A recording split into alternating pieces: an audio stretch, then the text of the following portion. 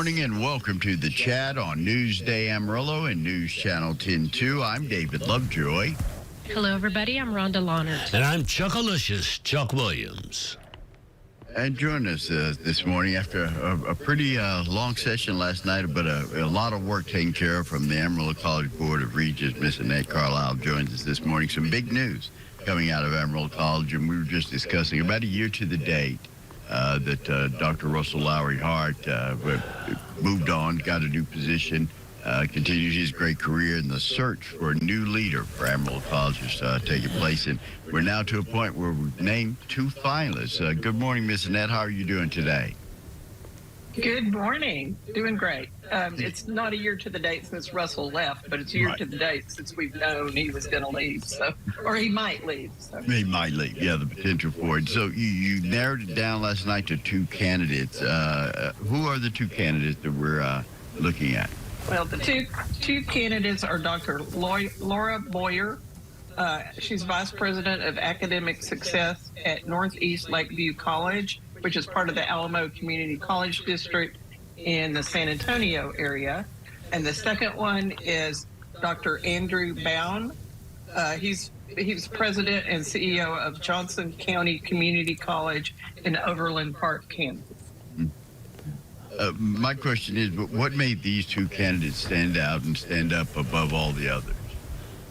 In your mind? Can we talk about the process a little bit? Because these were the two that the committee, the search advisory committee that we appointed back early this year, we worked on it in the fall, but there wasn't any reason to appoint until it's time for them to actually do some work. And so the search advisory committee is made up of 4 board members from the AC board, community members, faculty and staff from the college, and really they did the work of picking these folks. They narrowed it down with our search firm, Gold Hill Associates, who had we put the job description out and opened it up the end of January.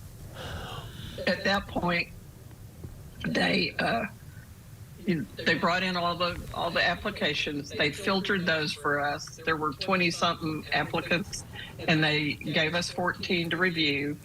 And the committee narrowed it down just by resume and such, and CVs and their letters of intent to 6.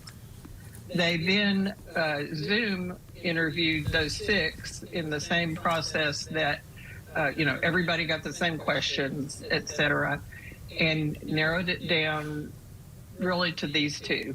They did a point system where the lowest points got the best, scores. So if my top person had been number 1, I would give him 1. So the lower points were the top winners or top candidates, and there were two clearly top candidates, and then a big break in the next round of candidates. So the committee recommended these two. The board reviewed them.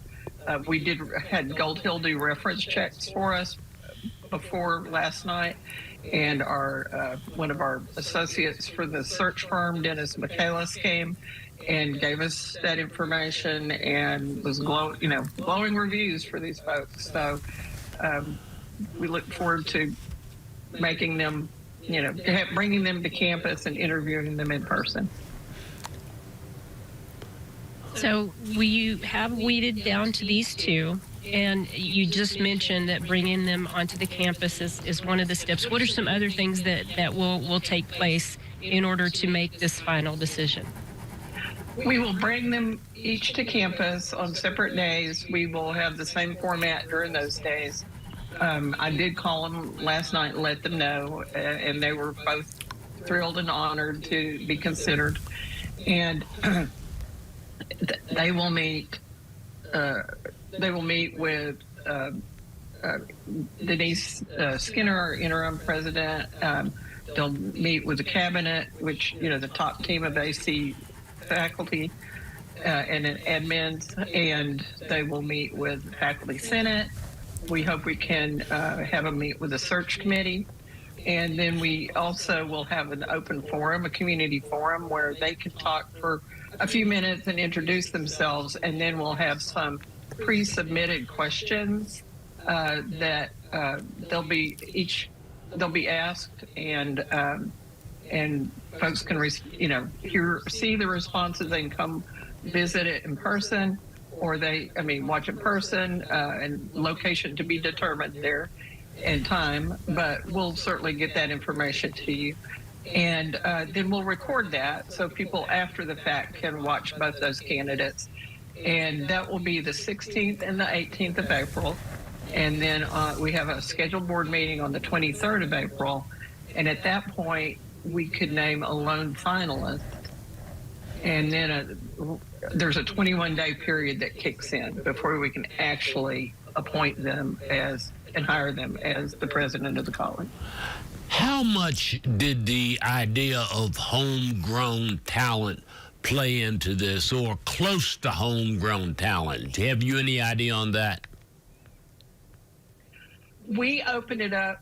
This is the first time, at least in recent years, that we've done a national search like this. But being one of the #1 colleges in the United States, we felt like that was important to do.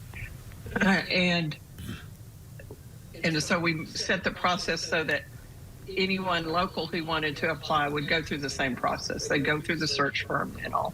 So, I guess you could say Amarillo College is on the precipice of maybe something historic.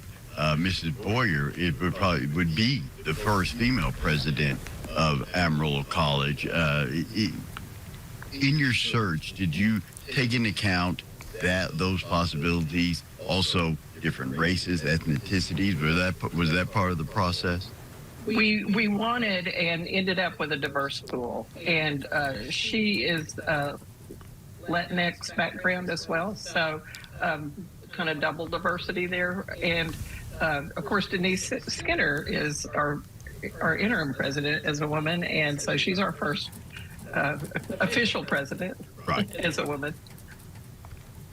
And she's doing a great job for us. Yes, she is. Ms. Skinner has done a great job. In moving forward, it's really for the past two presidencies, there's some really big shoes to fill. Dr. Russell Lowry Hart and Dr. Matney leave large legacies. Right. In what they've done for Amarillo College, what they've done to the community. In both these candidates' past work, is involvement with the community, did that play a big part in helping you make your decision, how they interacted with the community and interacted with other entities in the community? Because I think that's the legacy of Dr. Russell Lowry Hart. He worked well with WT, with the AISDs in the area. Well, that's part of who Amarillo College is. We are a community college. We have to be involved and want to be involved with the community, with other educational institutions to build that pipeline so students can be more successful, both as they come into the college and then exit and transfer to WT or other colleges. And we certainly want to be involved with the business community.